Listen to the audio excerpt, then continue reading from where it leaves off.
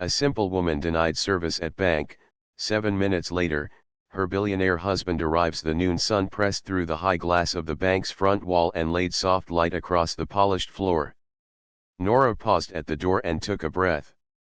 She held a neat blue folder to her chest, the kind with tabs and little sticky flags, and in that folder were all the things she needed: her ID, the payment receipt, a small note from the clinic, a printed email, and a bank statement. Her mother's medicine payment had been frozen by mistake, and the pharmacy would not release the refill until the bank fixed it. That was all Nora wanted: no favor, no special line, just the correction so the pharmacy could hand over the medicine later that day. She pushed open the door, stepped into the cool air, and smiled, because she believed that clear words, a calm voice, and complete papers could solve almost anything. The lunch crowd made the lobby busy. A few office workers stood in line with deposit slips. A father held his son's hand and pointed at the coin-counting machine. Behind the counter, tellers in neat shirts smiled and nodded. There was a soft hum of printers and whispered instructions and the clack of a stamp. Nora took a number, but the screen said please proceed to any available teller, so she joined the line like everyone else. She used the waiting time to check, for the third time, that her tabs were in order: ID, receipt, statement, clinic note, email.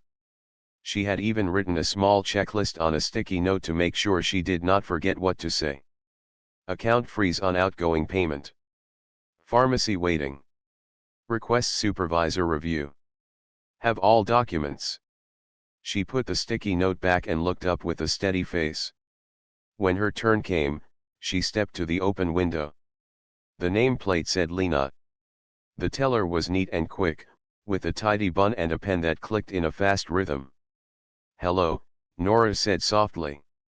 I need help with a payment that was frozen by mistake. She presented her ID and the receipt. I have all the documents here, she added, offering the blue folder. Lena did not smile. She glanced at Nora's papers and then at her screen. If it's frozen, Lena said in a flat tone, it's because it didn't pass checks. Policy. She said the word like a door that had already closed. Her pen clicked again. Nora kept her voice even. I understand, but the pharmacy is waiting for the release. The checklist on your counter says a supervisor can review this. Could we please do that?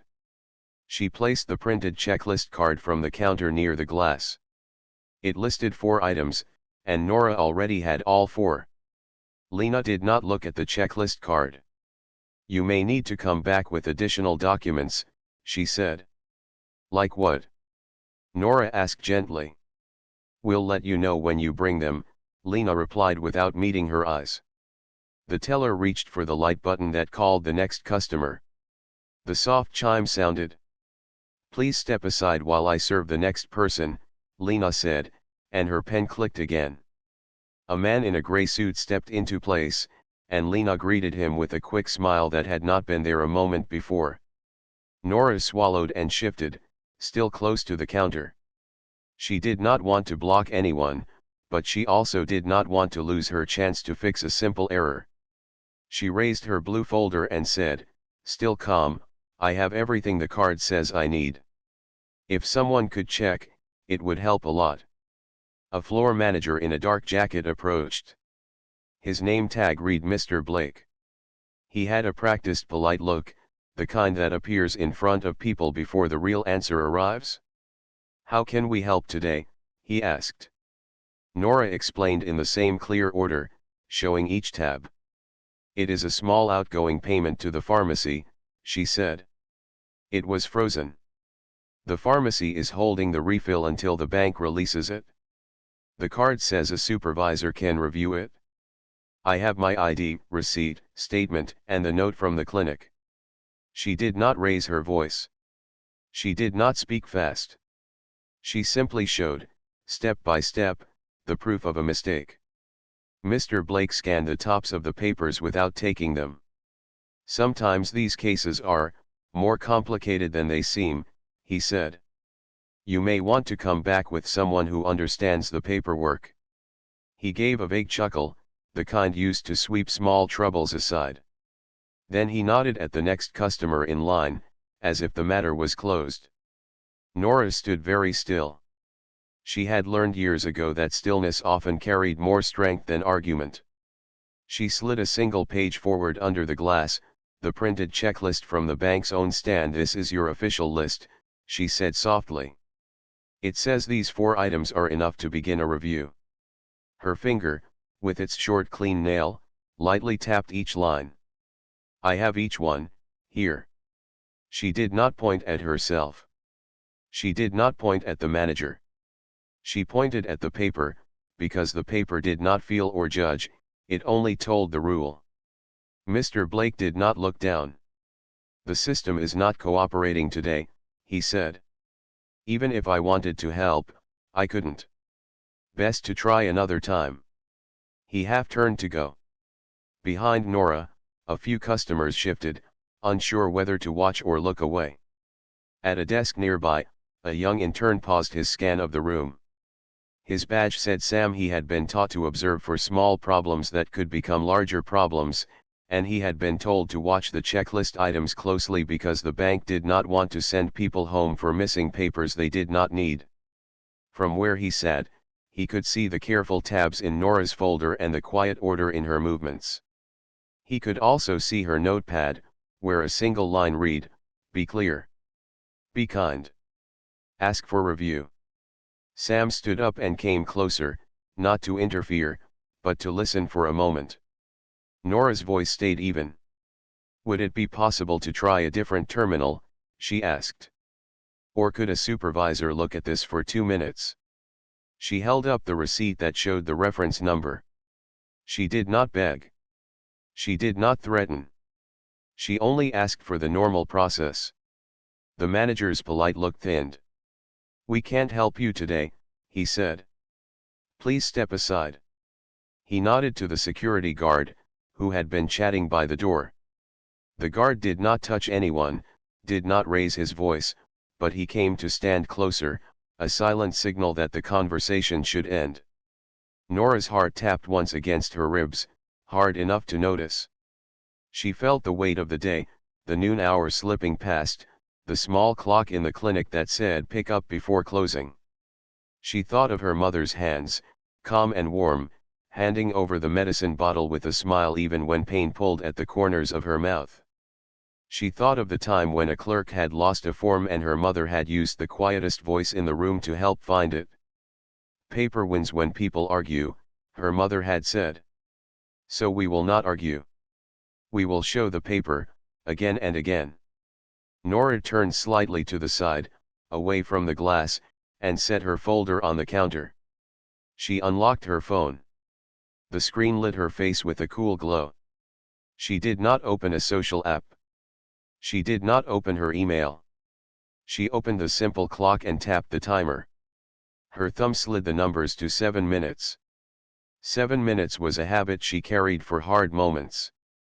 It was long enough to breathe, short enough to act. It gave people a last chance to do the right thing.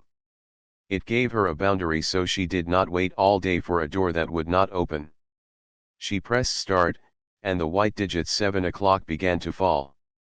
In the message app, she typed a short line, "At the branch." Being turned away. She sent it and put the phone face up near her folder, where the timer glowed quietly. Sam glanced at the blue folder, at the checklist card, and then at the manager. "Sir," Sam said in a careful voice, "the checklist says we can begin review with these 4 items. We could try the supervisor code on a spare terminal." He did not challenge. He did not say anyone was wrong. He spoke about the steps, not the people. Mr. Blake's jaw worked once, then he looked past the intern. "This line is for completed transactions," he said. "If there is an exception, it belongs upstairs, but they're busy. She can come back another time." A little boy asked his father what exception meant. The father bent to whisper and then looked at Nora with a small, uncertain frown, like he wanted to apologize for something that was not his to fix. Nora listened to the words and let them pass through her like wind through a tree. She returned her eyes to the timer, 5:52. She did not sigh. She did not lean on the counter or lift her chin. She kept her shoulders easy and her hands open on the folder. "I will wait here for a fair review," she said in a calm tone that carried only to the glass. "I am not blocking the line. I will stand to the side." She took a small side step to allow the next customer to approach, and then she waited. She thought about the pharmacy clerk who had held her mother's arm when they last visited. She thought about the clinic nurse who had tucked a blanket up to her mother's chin. She thought about all the nice people in small rooms who tried to do their jobs well, and how much easier it was for them when the paperwork was clean. Nora smiled at the thought. Clean paper solved many hurts. The teller served 2 more people in quick rhythm. Stamps clicked. The coin machine whirred. The security guard shifted his weight and glanced at the clock. The air smelled faintly of printer ink and the citrus cleaner they used on the counters. Sunlight slid slowly across the floor, making a bright line that crept toward Nora's shoes. She did not move her feet out of the light. She let the warmth soak the leather and soften the moment. Sam walked back to his desk, opened a training manual, and double-checked the page about frozen payments. He traced the steps with his finger: verify ID, confirm receipt, open case on supervisor screen, apply code if documents match, write note. He looked up again at Nora, then at Mr. Blake, and then at the glass door that led to the stairs. The timer read 4:07. Nora breathed in and held it for a count of 4, then out for a count of 4. She watched a woman in a green jacket thank a teller and leave with a smile. She watched a man in a brown hat count his bills twice, nod, and tuck them away. She watched a couple share a quiet laugh when a card reader blinked. She felt no anger toward any of them. They were all just people doing small tasks in the noon hour, trying to put their own houses in order. She thought of her own house, of the small plant on the windowsill that leaned toward the light, and of how it stretched only a little every day, and still, over time, it filled the corner with green. "Ma'am," Mr. Blake said, approaching again, "I'll ask you once more to leave and return with someone who can help you.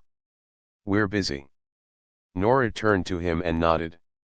"I understand you are busy," she said. "I will wait within the normal rules. I am not asking you to break a rule. I am asking for the rule that is printed on your own card." She tapped the checklist again, lightly, as if reminding the paper of its job. Mr. Blake looked at the card for the first time, then away quickly, like the words might jump up and ask him questions. He made a small motion with his hand, and Lena's pen clicked faster, as if the sound could move time along. Nora checked her phone. 2:59. The digits felt like a friend who kept count for her when she could not think of numbers. She sent one more message, only a period, just so the first message would not feel alone in the thread. She put the phone down again and stood straight. She wished the day were not about this. She wished she were at home with her mother, making tea, playing a small radio show, and laughing at a joke. But the day was about this, and so she would live it well. She would stand with a clean blue folder, with the right papers, with a soft voice, and with a little clock counting down. She would give the room all the time she could give it, and when the time ran out, she would take the next step, whatever it needed to be. The door opened, and a light breeze slipped in from the street. Someone's cologne mixed with the citrus cleaner for a second and faded. The bright line on the floor inched past Nora's shoes and touched the base of the counter, a thin, steady band of sun. She watched it and felt steady too. "Paper wins when people argue," she heard again in her mother's voice, as if the words came from the bright line itself. So she did not argue. She stood with the paper. She stood with the checklist. She stood with patience that was not weak, but firm in a quiet way. She stood with the clock. On the glass above the counter, the reflection of the lobby showed a small woman with a blue folder and a simple, open face. Behind the reflection, the teller moved, the manager moved, the customers moved. The reflection of the timer glowed faintly like a small moon in the corner of the glass. 1:46. Sam lifted his head again, looked to the stairs, and then to the manager, as if measuring whether he should speak a second time. Nora did not signal him. She did not ask anyone to take her side. She let the minutes work on the room the way water works on a stone, soft, steady, without demand. The printer spooled. A stamp thumped. The coin machine ticked to a stop. 00:59. Nora drew one more slow breath. She was not sure what would happen next. She only knew that she had done what a careful person could do: arrive prepared, speak clearly, and ask for a fair review. The rest would be decided by the people behind the glass, by their courage or their fear, by their love of rules or their love of the reason rules existed. She held her folder a little closer, not in worry, but like a promise she had made to herself to do things the right way, and to keep her kindness, even when it was tested. 00:31. The last half-minute began to fall away. Nora's eyes stayed on the numbers, not to rush them, but to honor them. Time was a tool if a person used it well. It made space for others to change their minds. It made space for a person to stay calm. It marked a line in the sand between waiting and action. 00:12. A door upstairs opened with a small, hollow sound. Footsteps started down the metal stairs. Nora did not turn yet. She kept her eyes on the timer, watching the final white seconds pass smoothly, the way a river passes under a bridge. 00:04. 00:03. 00:02. 00:01. The digits rolled to midnight and held steady. A soft chime sounded on the phone, a sound only she could hear. She lifted her head, and in the reflection on the glass, she saw the lobby door move as someone entered, and the stairs door swing as someone else descended. Nora closed her hand around the blue folder, set her feet, and faced the moment with quiet, steady eyes. The clock had done its work. Now the people would do theirs. The sound from the stairwell faded again, and the lobby returned to its steady rhythm, but the feeling had changed. People seemed to sense that something important was happening near the counter, even though no one raised a voice. Nora kept her place to the side, blue folder ready, timer face up. She did not stare at anyone. She just waited in the little space she had chosen, making sure not to block the line. A woman in a floral scarf glanced at her and offered a small, kind smile. Nora returned it. Then she looked at the digits on her phone. 6:49. Lena finished with a customer and turned to her screen. "System is still not reading your account," she said toward Nora without looking up. "It may be down for some accounts today." She spoke as if announcing the weather. Nora answered in the same level tone, "It seems to be working for others." She nodded gently at the busy windows. "The checklist says a supervisor can review my case. I'm ready with all 4 items." She tapped the printed card once, not to press, only to remind. The security guard shifted a step closer, folding his hands in front of him. He did not look harsh. He looked like a person who had been told to stand near a situation, and he was doing his job. At his desk, Sam opened a thin binder and checked the section on outgoing payment freeze customer-initiated review. He traced the steps with a pencil, lips moving as he read in silence. He clicked into a training terminal that the staff used for simulations and typed a mock case number to rehearse the steps. He did not touch real accounts. He only confirmed what the manual said. After verifying ID and documents, a supervisor could unlock a legitimate payment with a 2-step code if all 4 items matched. He looked up and saw Mr. Blake speaking to a different teller while gesturing away from Nora's counter. Sam's heart beat a little faster, not from fear, but from the worry that a simple fix was being turned into a hard problem. "Ma'am," Mr. Blake said, returning, "for cases like yours, we sometimes require extra documents, letters from the payer, or a notarized statement from the clinic. Best to bring those next time." Nora kept her eyes on him. "Are those extra documents on the official list?" she asked, holding up the card again. Her voice was gentle, almost kind with curiosity. "The card says these 4 items are enough to begin a review." Mr. Blake glanced at the card and then at the customers waiting. "Every case is different," he said. "We have to use judgment." The word judgment landed in the air and stayed there, a little heavier than the others, as if it asked everyone to nod even if they did not understand. The man with the brown hat from earlier stepped aside to count his bills and gave Nora an apologetic shrug, as if to say, "I hope you get help." Nora gave a small nod in return and then checked her timer, 5:57. She thought of her mother again, of those steady hands folding dish towels by the sink, of the way she used to say, "If a door does not open, check if you are pushing on the hinge side." Nora did not want to push on hinges today. She wanted the handle. She wanted the printed list everyone could see. She wanted a fair review that any person in the room would receive, with or without a kind smile. "Let me try something," Sam said, approaching for the second time, voice careful. He addressed both Lena and Mr. Blake. "I can test the supervisor screen on the spare terminal to confirm if the code path is available today. No account access, just the availability check."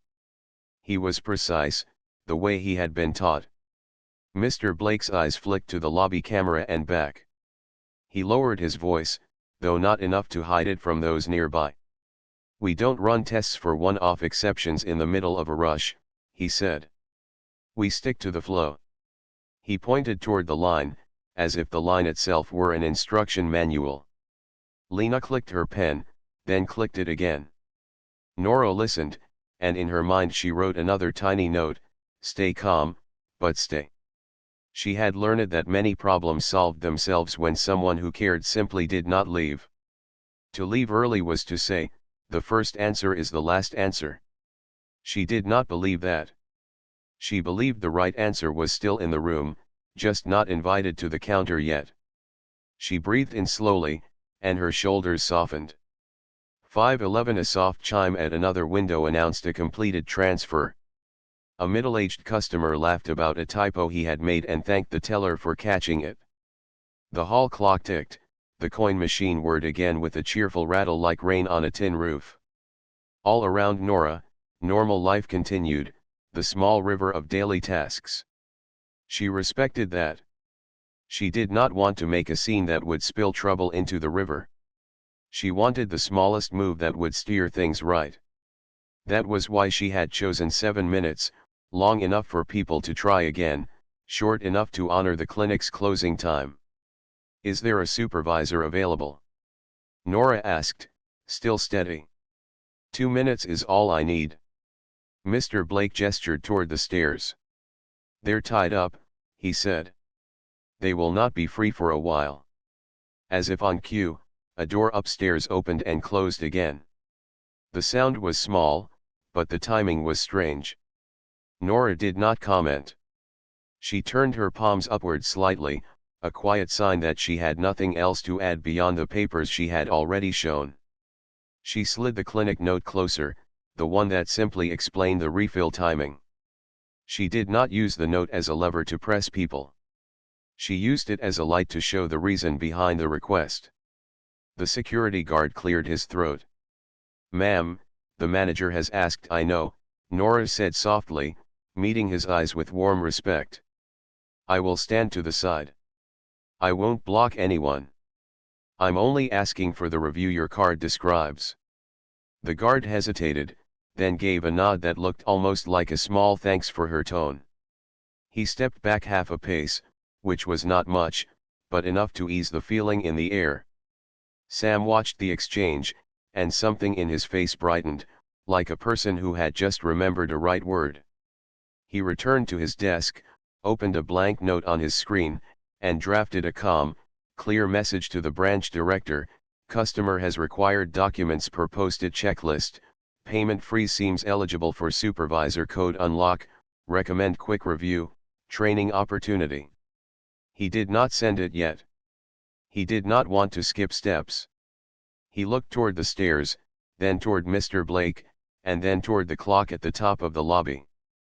4:02 behind the glass, Lena typed a few commands and frowned at her monitor.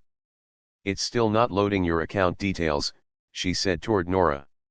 "Maybe the system is down for you."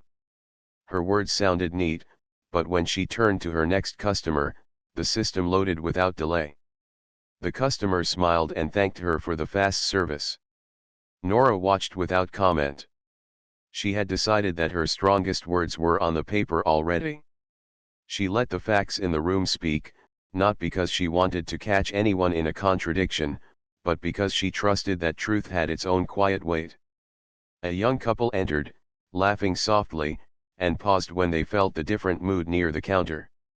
They lowered their voices and moved to the far end of the line. A delivery person wheeled in a box of printer paper and parked near the back door, waiting for someone to sign. The scent of tape and cardboard brushed past Nora and mixed again with the lemon cleaner. At that same moment, Sam looked at the framed photos near the entrance, pictures of the bank's community work, a scholarship award, a local hospital donation. He noticed, as if for the first time, that one photo in the center showed a man in a light suit standing beside the branch director and a small plaque. The man had a familiar smile, the kind that stays in a person's memory even if the name does not. "Sir," Sam tried again, respectful but firm, "the checklist exists so customers don't have to guess. She has the items. If we ignore the list, the sign is misleading." Mr. Blake's jaw tightened, then he pressed his lips into a neutral line. "I'm responsible for flow," he said. "This is not a training hour." But even as he said it, the words seemed to lose some strength, as if he had heard his own sentence from the hallway and realized it would not help if anyone repeated it later. He glanced at the guard, then at the people watching now with careful, polite faces, and then he looked back at Nora's folder with a long, reluctant focus. Nora checked her timer, 3:12. She felt the small drop of the seconds and let it pass. She thought, not of deadlines, but of promises. The timer was not a threat. It was her promise to herself that she would be fair to the room and fair to her mother's need. The room had been given time to self-correct. If it did not, she would take the next correct step. She did not yet know what that step would be, she only knew it would be simple and clean, like the tabs in her folder. A soft buzz sounded at Sam's desk. He looked down and saw a chat message from a colleague upstairs, "Everything okay in the lobby?" Someone pinged about a case. Sam typed a short reply, "Customer has checklist docs for freeze review. Manager delaying. Might need quick look." He still did not send the longer note to the director. He did not want to make anyone feel jumped over. But his colleague's message made him feel less alone, as if the building itself had ears and wanted to help. Lena clicked her pen once more and said, "You could try the main branch across town." The suggestion floated in the air like a paper boat set on a moving stream.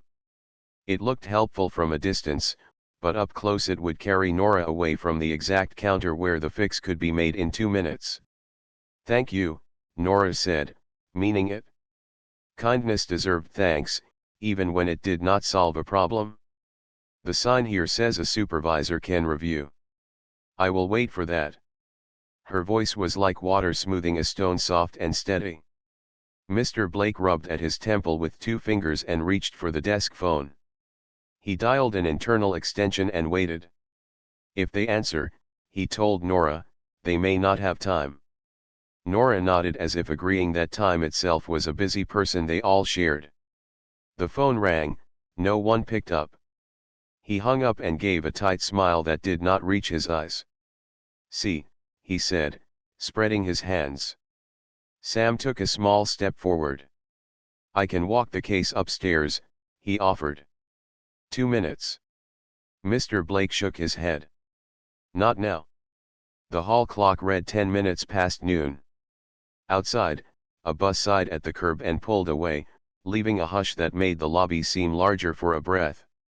Nora looked at her timer again, 2:21. In that moment, a memory rose: her mother sitting at the clinic, telling a volunteer how much a small sign had helped her years ago. "I walked in scared," her mother had said, "and the sign told me what to do. It let me breathe." Nora glanced at the checklist card on the counter and felt a small tug in her chest. Signs mattered because they were promises in print.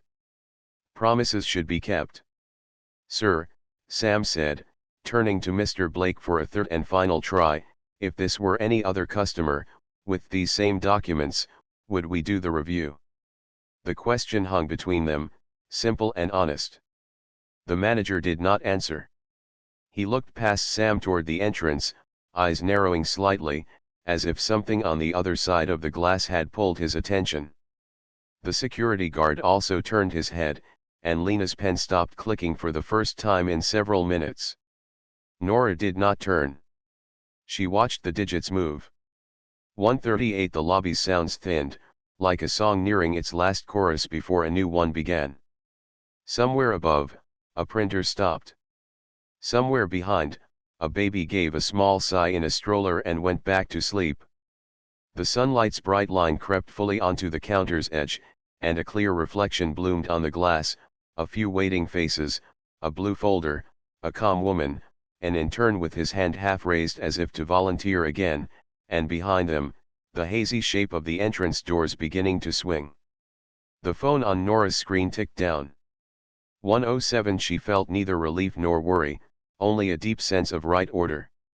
Time tells the truth about people, she thought.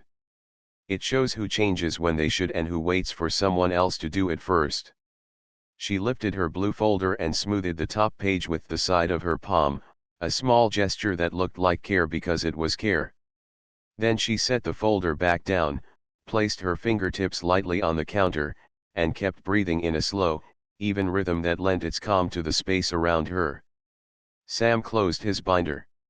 He did not need it to tell him what was next, the steps were in his head now.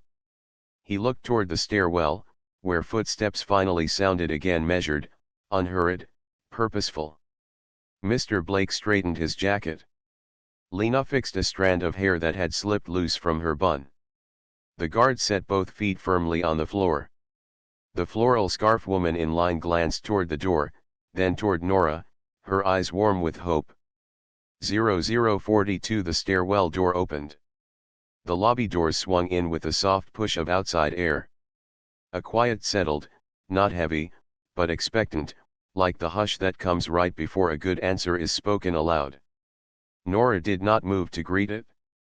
She let the moment come to her. She had kept her promise to the room and to herself. She had given time to the process. Now, whatever entered through those doors would meet a woman who had done everything right: simple words, complete papers, steady patience, and a timer that marked the path between waiting and action. 0029. The smallest smile touched her face, not because she knew who had arrived, but because she knew she had arrived at a clear line. After that line, the next step would happen by the branch, by a supervisor, or by a person who loved her enough to stand in the light with her and ask simple, fair questions. 0018. A shadow crossed the floor in the shape of a person, and the sunlight pooled around it as if to welcome the figure in. 0012. The figures at the edge of the glass grew clearer. The building seemed to draw a deeper breath. 0007. Nora kept her eyes on the digits, honoring the last seconds she had promised the room. 0004. 0003. 0002. 0001. The timer reached 0, and the soft chime sounded again, as gentle as a bell over still water. Without haste, Nora lifted her gaze from the phone and turned toward the swing of the lobby doors, ready to meet whatever fair answer those open doors would bring. The lobby doors breathed open with a hush, and a man stepped in as if he belonged to the quiet. He wore a light suit without a tie. His shoes were clean but not flashy. He paused just inside the threshold and looked around until his eyes found Nora. When he saw her, his whole face softened. He did not look at the counters yet. He did not scan the room for who was in charge. He walked straight to her, and the air between them changed from tense to steady, the way a string settles after someone tunes it. "Nora," he said, voice warm, "are you all right?" She nodded. "I'm okay," she answered, with a small smile that reached her eyes for the first time that hour. She turned her phone so he could see the timer stopped at 0 and then the neat blue folder, tabs lined like steps. "It's a simple freeze on a medicine payment," she said. "I have all the listed documents." He glanced at the checklist card on the counter, then at the 4-tab labels. He took in the scene the way a careful person reads a map, slow, precise, looking for landmarks that tell the truth. He faced the counter with Nora, shoulder to shoulder. "Good afternoon," he said to Lena and to the manager, reading their names from the badges. "I'm Yusuf. Thank you for serving so many people today. We appreciate your time." His tone was courteous but clear. He did not announce who he was to the bank. He did not present a card. He did not look past them to the back office. He stood beside his wife as if that alone were the authority that mattered. Mr. Blake adjusted his jacket and gave the kind of smile used for special cases that a person wants to move along. "We've explained the situation," he said. "The system isn't cooperating. We'll need extra documents, and our supervisors are tied up." Yusuf listened without interrupting. He kept his hands open and visible at the edge of the counter, palms down, calm. "Could we start with what your sign promises?" he asked, and his voice held no sharp edge. He lifted the small printed checklist card from its stand with 2 fingers, read it once, and set it back exactly where it had been. "It lists 4 items," he said. "My wife has those 4. If your policy says otherwise, may we see the policy so we can learn?" Lena's pen, which had been clicking in a steady rhythm all morning, went quiet. She looked from the card to the screen and then to Mr. Blake. The security guard took a small step back, as if the room had said, "We'll use words now," and he trusted the room to do it. Sam approached with care, as one might approach a table where a puzzle is being solved. "Sir," he said to Yusuf, "the training manual shows a 2-step supervisor code that can unlock a freeze after documents are verified." He glanced at Mr. Blake to make sure he was not overstepping. "I tested the path on a training terminal," he added softly. "It looks available today." Yusuf turned to him and smiled, a real smile that touched the eyes. "Thank you," he said. "What's your name?" "Sam," the intern replied. "Sam," Yusuf said, "thank you for your attention to detail." A light tread sounded on the stairs, and the branch director reached the lobby. Her nameplate read Miss Calder.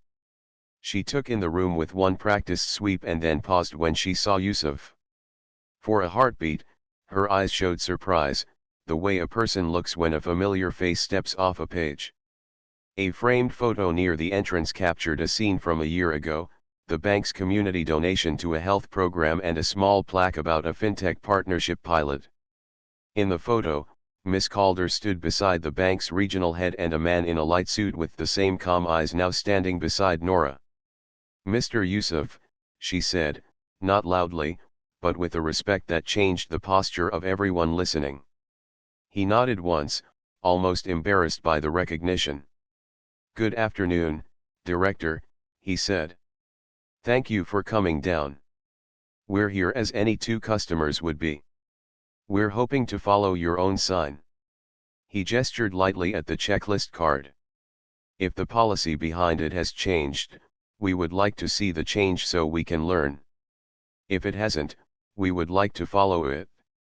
Something subtle moved across the lobby then, like a wind you feel more than see. It was the sound of people deciding to pay attention. The floral scarf woman held her place in line but leaned an inch forward. The man in the brown hat folded his receipt and slipped it into his wallet with deliberate care. Even the delivery person with the paper boxes seemed to stand a little straighter, as if a small class was being taught in the open. Miss Calder stepped to the counter and looked at Nora's documents. She did not rush. She checked the ID, the receipt with the reference number, the bank statement with the same number, and the clinic note with the refill date. Then she picked up the checklist card, compared it with what Nora had, and gave the simplest answer a good leader gives when the truth is plain. "These are complete," she said. "We can review this now." Mr. Blake cleared his throat. "Director, we've had system issues," he offered, looking for a ledge to stand on. "In cases like this, extra documents can be wise. We have to use judgment." Yusuf met his eyes but did not match any edge. "Judgment is good," he said, "when it protects the promise you make to people. A printed list is a promise. It tells a person how to be ready, so they can breathe." He looked at the small card again. "If we add more steps, the card should say so." Miss Calder nodded, not at Yusuf alone, but at the idea itself. "You're right," she said. "If we change practice, the sign must change. We'll keep the practice or change the card. We won't split them." She turned to Sam. "Please bring the policy page for outgoing payment freezes and the training manual. We'll verify the steps." Sam was already moving. He returned with a slim binder and a printout from the internal system. He opened to the relevant page and set it on the counter. "Verify ID," he read. "Confirm receipt and statement match the reference. Open supervisor screen. If documents match, apply code. Note the reason, including reference and document check.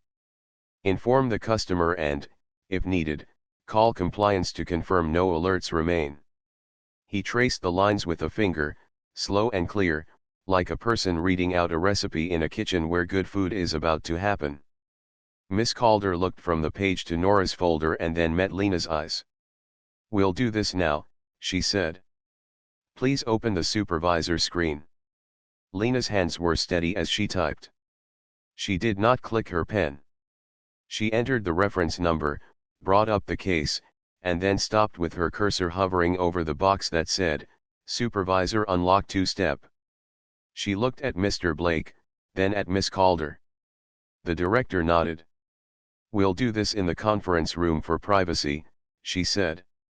"We will also loop in compliance so their notes reflect what we do. I want a clear record." She turned to Nora. "Would you both join us? It will take only a few minutes." Nora gathered her blue folder and her phone. She glanced at the timer, which now showed a quiet blank face, promise kept. She looked at Yusuf. He smiled in that warm way again, and for a second, the bank lobby felt like a front porch after a long day, when someone you love says, "You did well."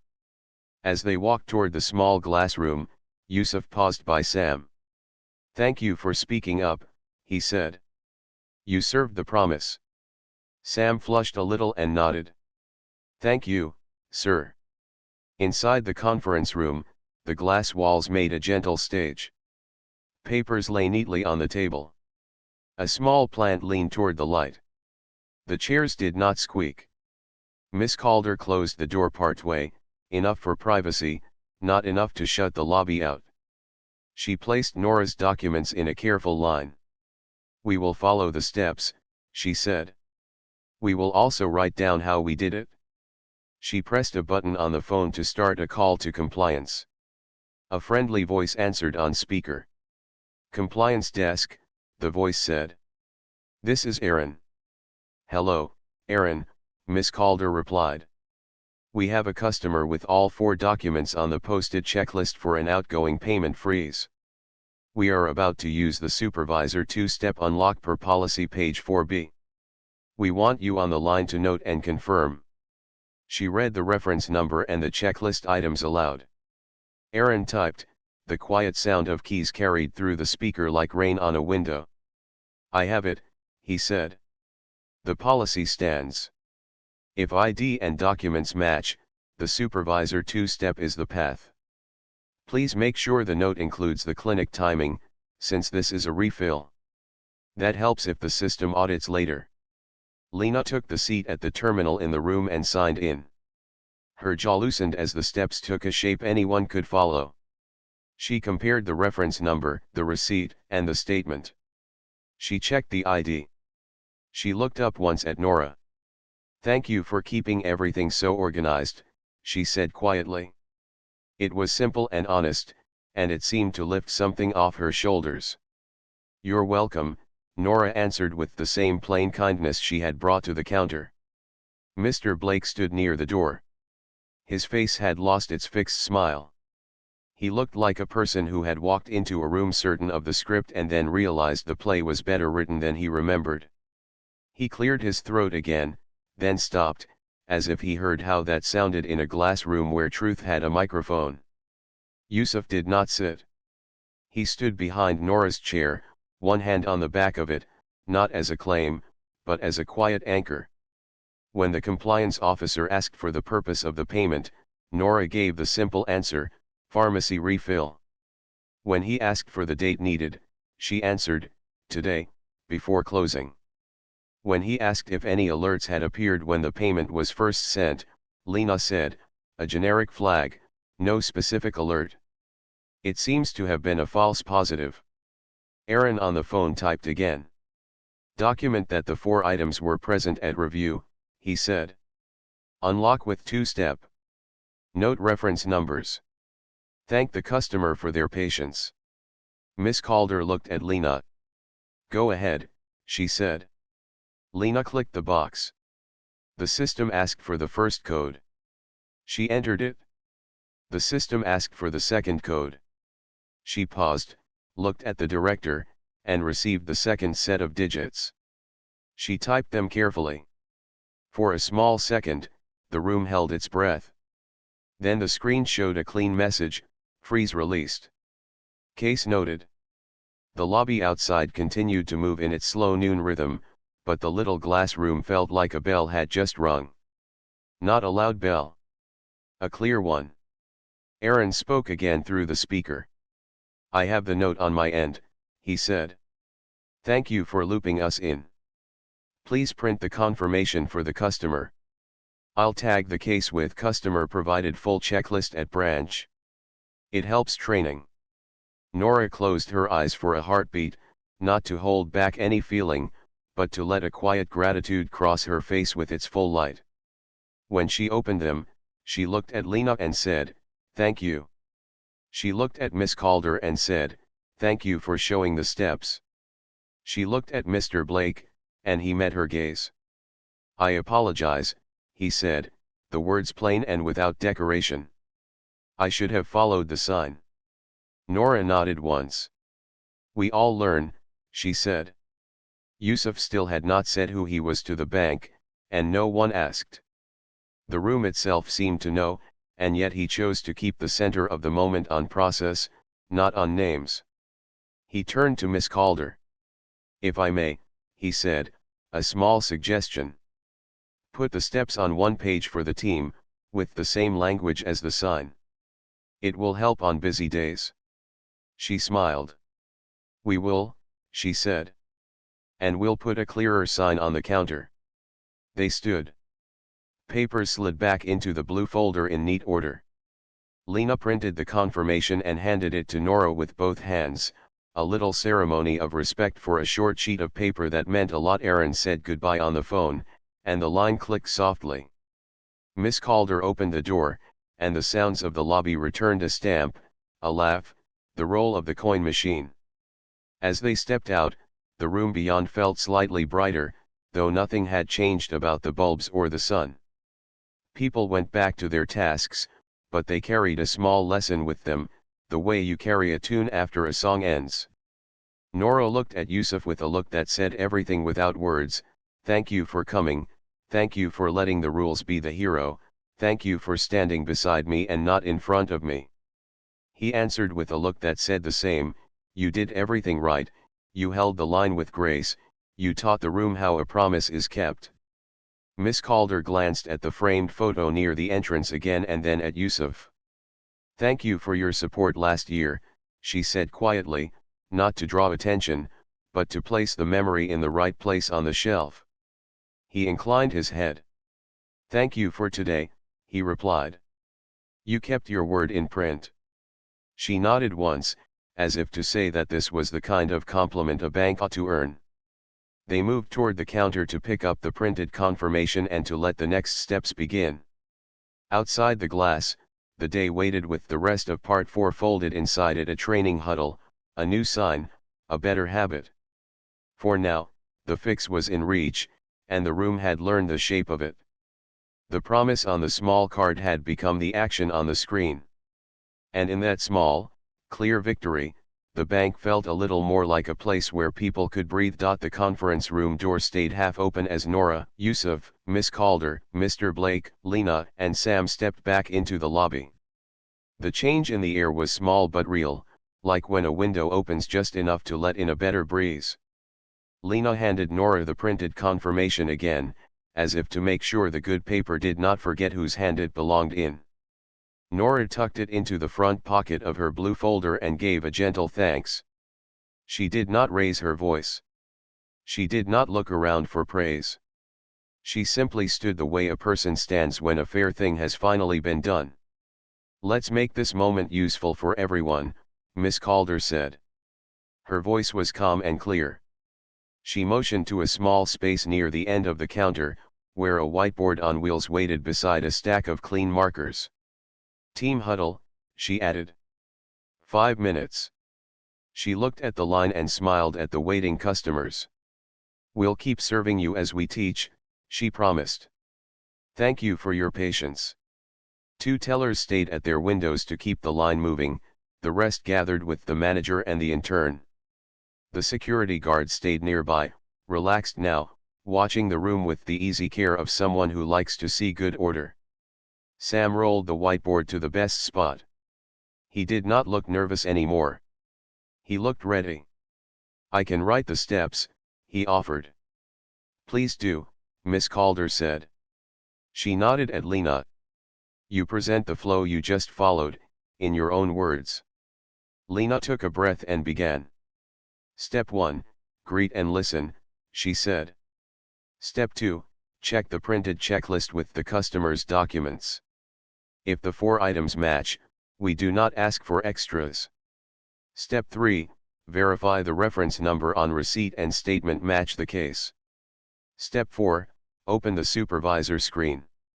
Step 5, if everything matches, use the 2-step unlock. Step 6, note the case clearly, including why it was a false flag. Step 7, give the customer a printed confirmation, thank them, and ask if any follow-up is needed." Sam wrote each line in neat letters. The board filled with a simple ladder of actions. "Now the sign," Yusuf said, gentle but direct. He pointed at the small checklist card that had sat on the counter all morning. "This sign helped today," he said. "Let's make it stronger." He lifted one of the markers but did not write. He looked at Sam. "Would you like to try?" Sam blinked, surprised and pleased. "Yes," he said, and took the marker. He wrote a heading in plain words, "If your payment is frozen, what we will do with you." Under it, he made 4 short lines. 1. Check your ID and papers you brought. 2. Compare your receipt and statement to our case. 3. If everything matches, a supervisor will unlock the freeze. 4. We will print your confirmation and thank you. He capped the marker, and the cap made a small, satisfying click. Mr. Blake read the lines twice. His face softened in a way that looked like relief. "This is clear," he said. "It tells people what we do, not what we can't." He looked at Nora. "I'm sorry I did not do this sooner," he added in a quiet tone that reached only the people near him. "I used busy as a reason to be careless." Nora met his eyes and nodded. "Thank you for saying that," she replied. "I hope this sign helps the next person breathe easier." She glanced at the board and smiled. "These words will be strong on a tiring day." The floral scarf woman at the front of the line spoke up, kindly.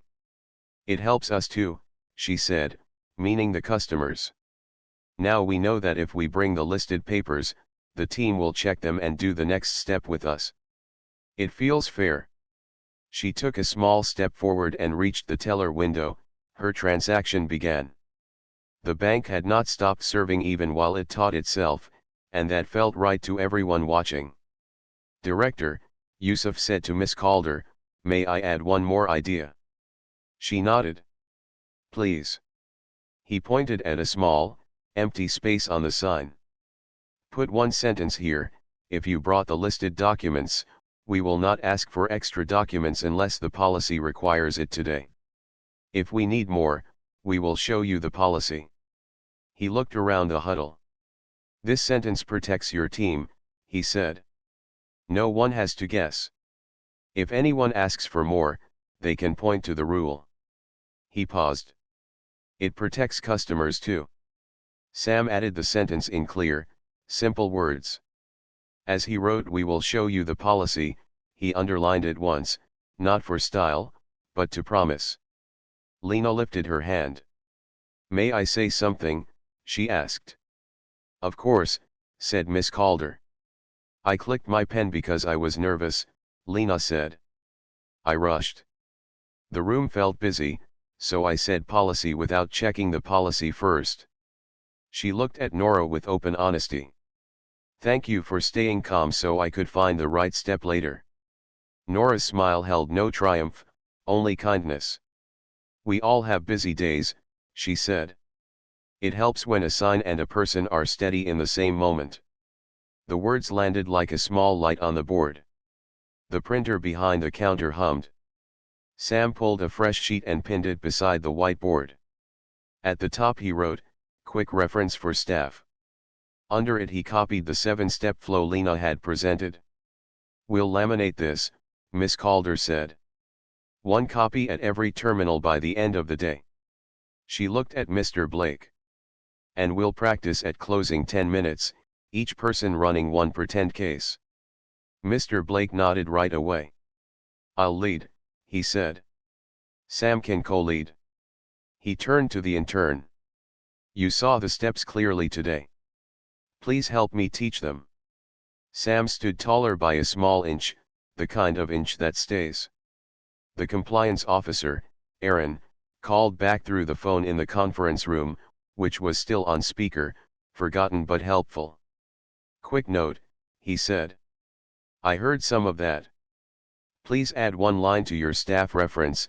If a manager overrides the flow, write a one-sentence reason, and attach the policy page." He chuckled softly. "That protects everyone, including me." "Done," Sam said, and added it. The board now held the map for the next customer and the next tiring day. It felt solid, like a handrail where there had been a slippery step. Nora checked the time on her phone. She was thinking of the pharmacy's closing hour. "I should take this to the pharmacy now," she said, lifting the blue folder. "My mother will be glad." "Wait one moment, please," Miss Calder said. She walked to a small cupboard, pulled out a stack of acrylic sign holders, and handed two to Sam.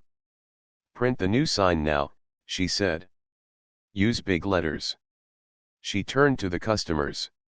"We're posting this today." A few people smiled. It is rare to watch a rule be born in front of you and then stand on the counter beside you.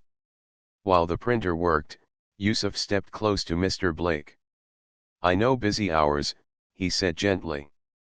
"Busy does not mean we have to be hard. It means we need better tools." He tapped the staff reference page. "This is a tool." Mr. Blake nodded. "Thank you," he said. "Next time I feel the rush, I'll point to this instead of pushing people away." He hesitated. "And, thank you for not making this about names." Yusuf shook his head. "Names fade," he replied. "Habits stay." The new sign slid warm from the printer. Sam trimmed the edges, slid each into a clear holder, and placed one at the main counter and one near the entrance. He stood back with the quiet pride of a person who had helped a room become more honest with itself. The simple black letters read like a promise you could carry in your pocket: "If your payment is frozen, what we will do with you." Several customers paused to read. One took a photo, nodded, and then continued to the teller line with a calmer face. "Before you go," Miss Calder said to Nora and Yusuf, "may I ask a favor?" She sounded careful, not to burden them. "Would you walk with me to the lobby and tell me if anything else feels unclear to a new person?" Nora agreed. They walked a slow circle. Nora suggested one more small sign over the coin machine that explained fees in 2 short lines. She pointed out that the help desk arrow was a little hidden behind a plant. "If the arrow is shy, people will be shy," she said with a soft smile. They moved the plant 2 steps, and suddenly the arrow felt brave enough to point. Little things add up when you are trying to find your way. As they returned to the counter, a young father approached Nora. He had the brown hat from earlier and the same careful eyes. "I'm glad you stayed," he said. "My mother has needed help at counters like this. I saw her in you." Nora placed a hand over her folder. "Thank you," she answered. "I saw my mother in me too. She taught me to let the paper speak." The father smiled and held up his own small stack of forms. "I'll let the paper speak today," he said, and went to the window with a lighter step. Yusuf reached for Nora's hand. He did not hold it for long, just a small press, like the warm period at the end of a sentence that has said enough. "Shall we go?" he asked. "Yes," she said. She turned to the team. "Thank you for helping us finish the step." Lena smiled back, and this time the smile stayed. "Thank you for showing us the right pace," she said. "Slow enough to read, fast enough to help." Mr. Blake gave a short, sincere nod. "We'll be better," he promised. At the door, Yusuf paused by the plaque near the entrance, the one with the donation photo. He looked at it only for a second and then looked away. He did not want that picture to become the center of a good day that had been about clear steps and fair service. But the plaque had done a small kindness anyway. It had told the director to come to the lobby fast. Names had not led, the fix habits had, but if a memory picture sends help sooner, then a picture has a job too. Outside, the midday light had softened, and a bus drifted past like an easy thought. Nora and Yusuf stood for a moment on the sidewalk, letting the shift from cool lobby air to warm street air settle on their skin. "The pharmacy?" Yusuf asked. "The pharmacy," Nora said. She hugged the blue folder close, not as a shield now, but as a carrier of good paper. As they stepped off the curb, Nora glanced back through the glass. She saw the new sign standing beside the small bowl of pens, the staff reference pinned behind the counter, and Sam showing a teller how to open the supervisor screen with measured steps. It felt like watching a young plant straighten after you stake it with a simple stick. They walked toward the corner. Nora felt light and steady at the same time. "You could have told them who you are," she said softly, not as a complaint, but as a wondering thought spoken aloud. Yusuf shook his head, smiling. "I wanted them to tell themselves who they are," he answered. "Today they decided to be the people on their own sign." Nora nodded, and the nod was like a full glass of water after a long walk. At the pharmacy door, a bell chimed in a friendly way. The clerk recognized Nora and waved. "We've been waiting for you," the clerk said. "Did it go okay?" Nora held up the confirmation. "It went right," she answered. The clerk's smile widened. "Right is even better than okay," she said, and reached for the refill. Back at the branch, the short huddle ended, and the day flowed forward with a new shape. The whiteboard notes were typed, the signs were posted, and the staff reference was taped at each terminal with clear tape that caught the light. Mr. Blake stopped once at the entrance to look at the customers reading the new sign. He watched a woman nod to herself, breathe out, and step forward in line with her papers ready. He thought, this is what a promise looks like when it is on 2 sides of the glass at the same time. In a few hours, at closing, they would run the practice cases. They would ask each other small questions the way teammates do when they want to be proud of their work. They would get a little faster at the right steps, not at the wrong shortcuts. And tomorrow, when the lunch rush returned with its hurry and its lists and its tired feet, the team would have a fresh habit to lean on.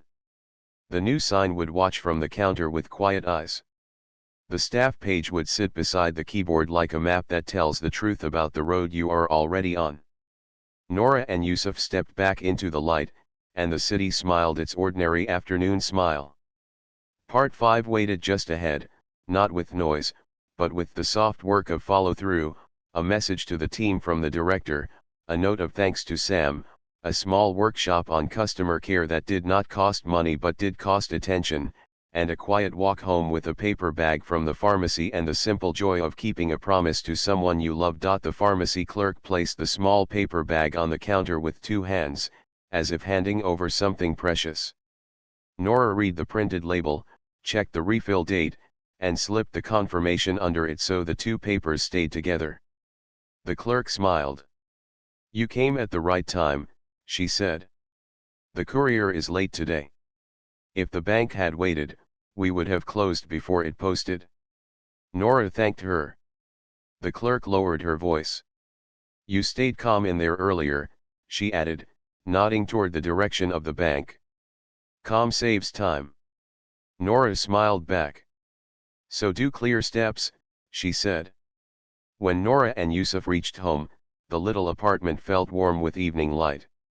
The hallway plant leaned toward the window. A kettle sat ready on the stove. Nora's mother rested in her chair with a thin blanket over her knees, a radio playing a soft tune from long ago. Nora showed the bag and the printed confirmation. Her mother's eyes brightened in a gentle way that always made Nora feel steadier. "You kept the promise to the paper," her mother said. Nora laughed softly. "The bank kept it too," she answered. "They measured the dose, checked the time, and did the simple work that matters most. They helped." Yusuf brewed tea and set 3 cups on the table. He watched the way Nora moved, unhurried, exact, kind. He thought of the timer on her phone and how 7 minutes could change a room if someone used them well. He thought of his own life, busy with many plans, and how easy it could be to fix things with a name and a call. He felt glad that today had not been that kind of fix. It had been better. The rule had done the heavy lifting. People had learned. The room had changed. After tea, Nora wrote 3 short notes by hand. The first was to the pharmacy clerk: "Thank you for your patience and for holding the refill. Your kindness helped us breathe." The second was to Sam: "Thank you for speaking up and for writing the steps in plain words." The third was to Miss Calder: "Thank you for keeping the promise on the sign and for making a new sign even clearer." She placed each note in a small envelope and set them by the door. "I'll drop these off tomorrow," she said. Her mother nodded, content. "Thank you notes are small bridges," she said. "They let people cross back to their best selves." That night the branch director sent a message to her team. It was short and clean. She thanked the staff for staying steady during the lunch rush. She asked everyone to read the new quick reference page before opening. She scheduled a 10-minute practice at closing for the next 3 days. She wrote one line that felt like the honest center of the day: "A printed sign is a promise. We will match it." She sent the same line to compliance with a note: "Please review our signs each quarter so we never drift." Aaron replied with a thumbs up and added the branch's new steps to a learning page. In the morning, the bank opened with a quiet purpose. The coin machine clicked on. The chairs were placed in a neat row. The new sign stood by the bowl of pens as if it had always lived there. People noticed it. A delivery driver read it while waiting for change. A college student took a photo to show a friend who needed to fix a hold. A retired teacher smiled at the sentence that said, "We will show you the policy." "That is a good sentence," she told Lena. "It makes a promise to both sides." Lena felt the truth of that and found herself clicking her pen less. Around midday, a small test came. An older man arrived with his daughter. English was not his first language. He held a thin folder with careful hands and looked at the sign for a long moment. His daughter spoke softly to him, pointing to each line. They stepped to Lena's window. "Frozen payment," the daughter said, showing the receipt and statement. "We read your sign." Lena followed the 7 steps from the quick reference with slow, open care, like a person counting out seeds. The supervisor screen unlocked the freeze in under 2 minutes. The daughter's shoulders dropped in relief. "Thank you," she said. "The sign told us what to bring." Lena felt light in a way she had not felt in weeks. The right work had been easier than the wrong resistance. In the afternoon, Sam typed a small summary for the branch director. First morning with new sign, 3 cases resolved by the steps, average time per review under 5 minutes, customers read the sign and arrive with the right documents, staff feel less rushed because the map is clear. He ended with one short line, "This feels good." Miss Calder wrote back, "It is good." She forwarded the note to the regional manager with a request to share the sign template with other branches. She did not use Nora's or Yusuf's names. The lesson did not need names to travel well. Mr. Blake spent part of the day near the entrance, greeting customers and pointing to the new sign with an open hand. He felt a tightness loosen in his chest each time a person breathed easier at the counter. He pulled Lena aside between customers. "Thank you for leading yesterday's steps," he said. "I was too quick to refuse before. I'll be slower to say no now." Lena smiled with relief. "I'll be slower too," she said. "I like this kind of slow. It is the slow that makes us faster later." They both laughed at that, because it sounded like a riddle and also like the truth. In a quiet hour, Sam drafted a 1-page micro-training he called Promises in Print. It had 3 parts: what the sign says, what we do, and what we write down. He used simple language like the sign itself.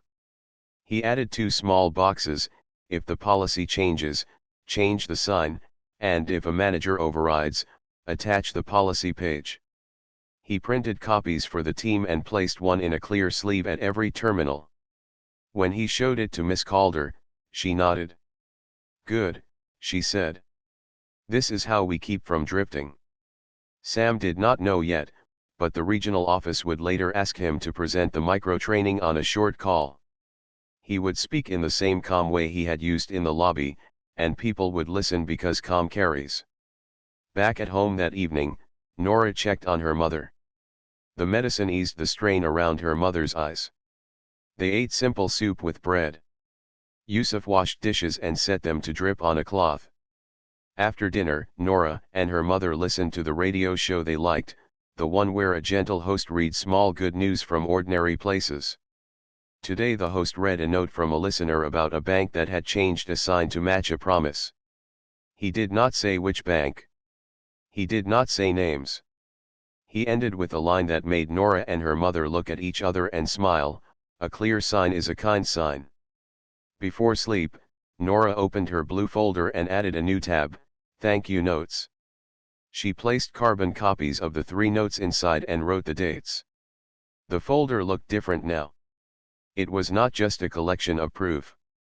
It was a record of how a hard day had turned into a simple path. She set the folder on the shelf by the plant. The plant's small leaves touched it like a blessing. The next afternoon, as planned, Nora returned to the bank to drop her notes. She handed the one for Sam to the receptionist. "Please give this to him," she said. "He helped write the steps." The receptionist smiled. "He's working on a short training now," she said. "He keeps saying, 'Make it easy to keep your word.'" Nora left the note for Miss Calder too. On her way out, she saw Mr. Blake holding the door for an older customer. He glanced up and met her eyes, and in that glance was a simple promise: "I will do better." Nora nodded once.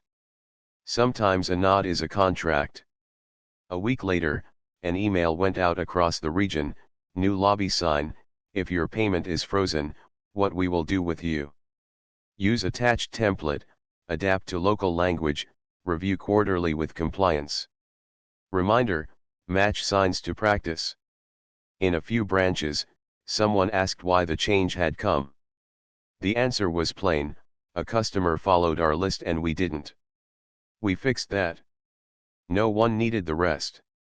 The lesson moved because it was light, not heavy, simple, not complex, useful, not proud. At the end of that week, Yusuf stopped by the branch alone. He did not ask for the director. He did not point at the plaque. He left a brown envelope with a short letter inside. It said, "Thank you for improving a process that will help many people.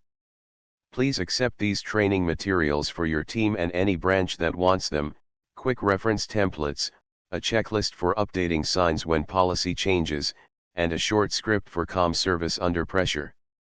There was no check, no logo, no press. The gift was the tools.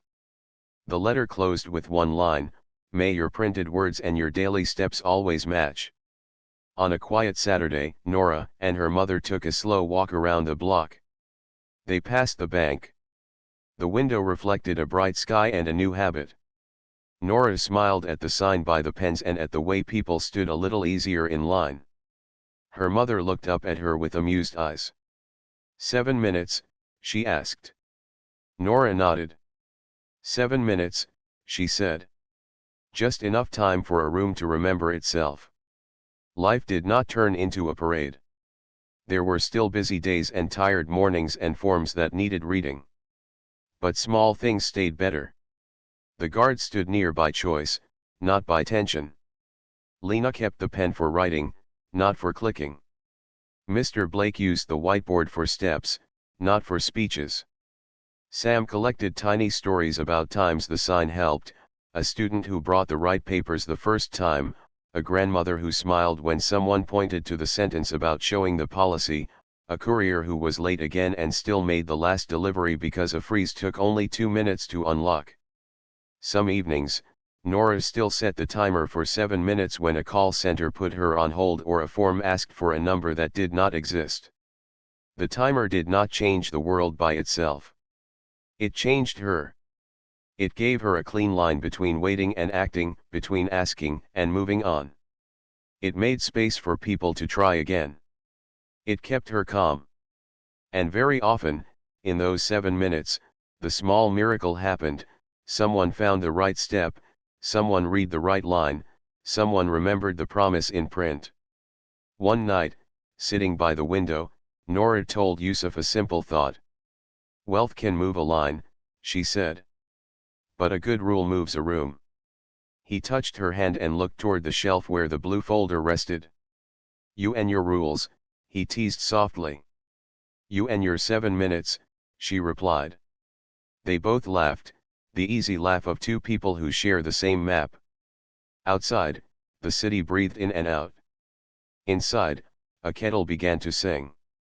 And so the story ended the way good days often end, not with trumpets, but with tools that keep working after the light fades. A bank kept its promise to a sign. A team learned a better pace. A mother slept easier. A folder on a shelf held proof and thanks. A young intern found his voice and taught others to use theirs. A manager traded pride for care. A teller discovered that calm steps feel faster than fast refusals. And a simple woman, who had once been told to come back later, walked forward with steady feet, carrying nothing louder than a small clock and a belief that fairness should be the same at every counter, on every day, for every person.